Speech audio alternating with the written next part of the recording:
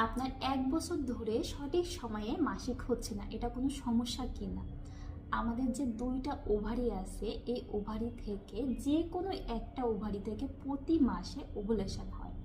তো ওভুলেশন হলে কিন্তু আমাদের জরায়ুতে যে এন্ডোমেট্রিয়াম লেয়ারটা তৈরি হয় প্রথম 14 দিন এবং শেষের 14 দিনে, আমাদের যে মাসিক সাইকেলটা আছে 28 দিনের, এই সময়ে কিন্তু আমাদের জরায়ুতে যে এন্ডোমেট্রিয়াম লেয়ার রয়েছে, এই এন্ডোমেট্রিয়াম লেয়ারটা কিন্তু প্রথম 14 দিনে, মাসিকের প্রথম 14 দিনে কিন্তু একটা বিছানা তৈরি করে, যাতে ওভুলেশন হলে কিন্তু আমাদের যে ভ্রূণটা তৈরি হবে, সেই ভ্রূণটা যাতে আমাদের এই ইউটেরাসে এসে বসতে পারে।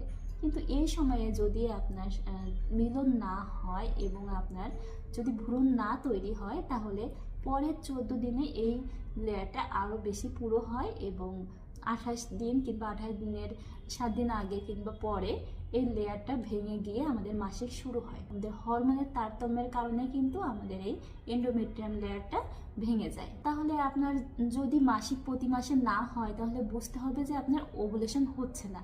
আর যদি মাসিক দেরি করে হয়, তাহলে বুঝতে হবে আপনার ওভুলেশন দেরি করে হচ্ছে। এবার ধরেন আপনার 12 মাসের মধ্যে যে 12বার মাসিক হওয়ার কথা, সেখানে আপনার যদি 9বার মাসিক হয়, সেটাকে আমরা নর্মাল মনে করব। কিন্তু যদি আপনার তার থেকেও কম মাসিক হয়, তাহলে অবশ্যই বুঝতে হবে আপনার ওভুলেশনটা ঠিক মতো হচ্ছে না। এজন্য আপনাকে অবশ্যই একজন ডাক্তারের পরামর্শ গ্রহণ করতে হবে। আমাদের নারীদের কিন্তু ওভুলেশন না হলে বেবি কোনোভাবেই কনসিভ হবে না। তাই যাদের অনিয়মিত মাসিক রয়েছে, তারা কিন্তু ডাক্তারের পরামর্শ গ্রহণ করবেন। আমি ডাক্তার রাশিদা ইয়াসমিন বন্ধ্যত্ব এবং নারীদের সকল সমস্যা নিয়ে চিকিৎসা করছি। আপনারা চাইলে আমার সাথে যোগাযোগ করতে পারেন। আমি বসি মিরপুর কাজীপাড়া হোমিওপ্যাথিক ফাউন্ডেশন হাসপাতাল। ধন্যবাদ।